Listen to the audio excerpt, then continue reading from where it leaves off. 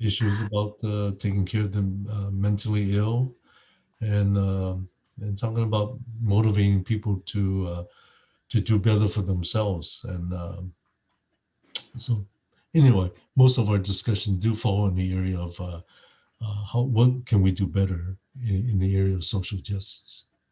Okay, thank you. Thank you, Nelson. Next leader.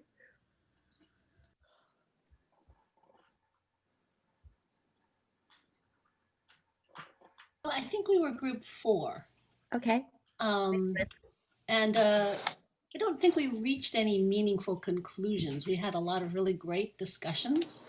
With regard to question number 4, in some ways, if we can return back to normal after sheltering in place, in a way that seems to be right side up, I guess, because we've been so upside down. And so that's kind of a thought. We also talked about individual acts of kindness, recognizing something that's happening in our world. Stories about, I guess in the news, there was a story about 2 women who were stealing at a grocery store, and a policeman came and paid for their grocery bill. That seemed very upside down to us. And, we really admired that police person for having taken that act of kindness when he probably was, he's in a police role. He probably coulda, shoulda, taken those ladies in because they were doing something illegal. And also, another example, John said that he had witnessed at a grocery store a person who had dropped her wallet, and a store clerk found the wallet and returned it to this little old lady. And then the store clerk was acknowledged for having done an act of kindness. So that's another example of things kind of right-sided up or upsided down. We also got into this general discussion, again, no conclusions, but we had this general discussion about our church and taking positions related to social causes, and why, historically, why the church has not taken positions that in some way perhaps would cause people to basically take positions or create factions and create disharmony. And so I think that as a church, it's a dilemma, I think, for our church to be able to take a position on social justice and to have unity maintained in a positive Christian-like manner, that we can, perhaps find a way for us to rally around, causes that we have that are important to us, but also that don't create disharmony. So that's, again, we did not end on any conclusive note, but just, I think, more discussion probably to follow. Thanks, Gwen. And the last group.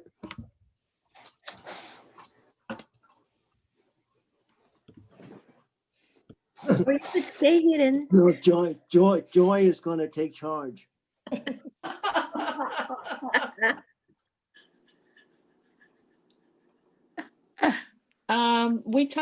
We talked about not desert. One of several ways to make it turn up, right side up, is that we did talk about respond people who make minimum wage, and that they deserve to have a little bit more. They deserve equity, and we talked about people who have received a stimulus check but don't feel like they deserve it. That there are people more deserving, and what to do with that. And let me see, what else did we talk about? I don't know. I don't remember. Yeah, I think you also talk about our global climate change for the better. Yeah, climate change, working on climate change, and then doing things like trying to live a more sustainable life in light of, all the waste that we see.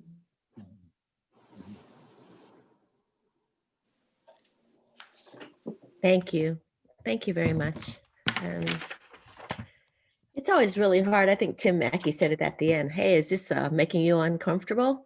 And in many respects, the comments he was making me very uncomfortable. I think if God raises the poor and the powerless, if he does, and he humbles the powerful people, well, he came first to bring good news to the poor. And, looking across the screen right here, we would not be all put in the poor category. So I think that having some sense of in our spirits or in our souls, knowing what it is to be poor, what it is to be close to poor, what it is to be with poor, what it is to be witnessing to poor, all in response to God's mercy to us is going to be a life challenge for us.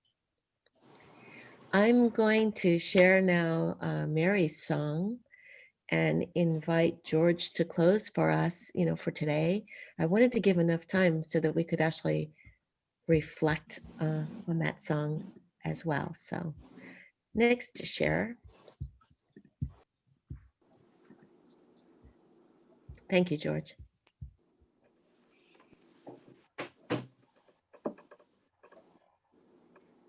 What we're going to do is that I'm going to read the Song of Praise, but I want to say a few comments first before I read it. Now, everybody has to mute while I read it, okay? And then you can read along with me if you want. Okay? All right, so don't, yeah.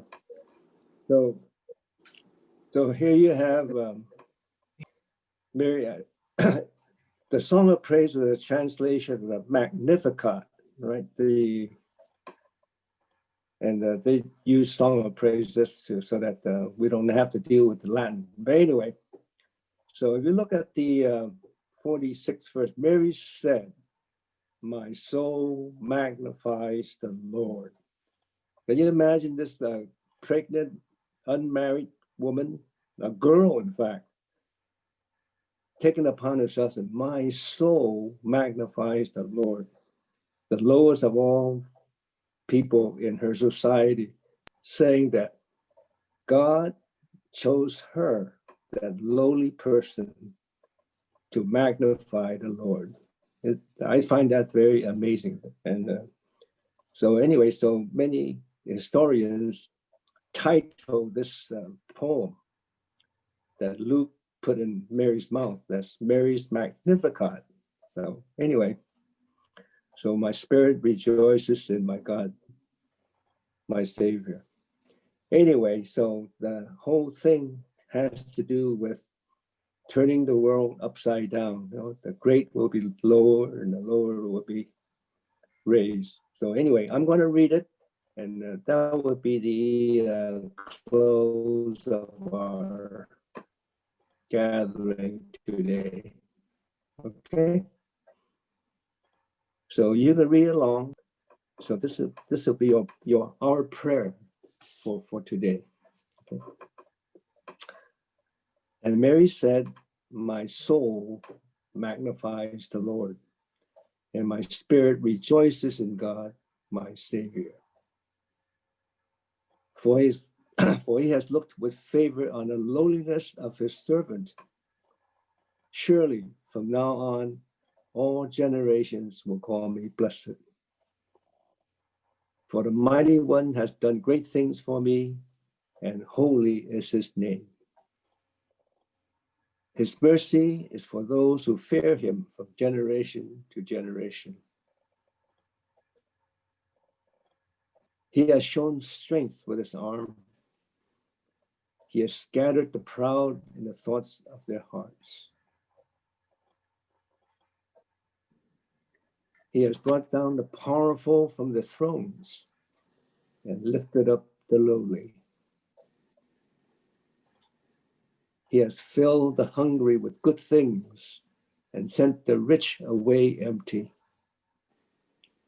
He has helped his servant Israel in remembrance of his mercy, according to the promise he made to our ancestors, to Abraham, and to his descendants forever.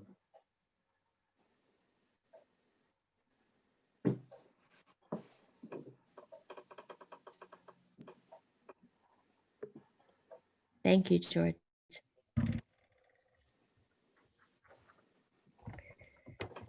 You can all go home now. No, go to church.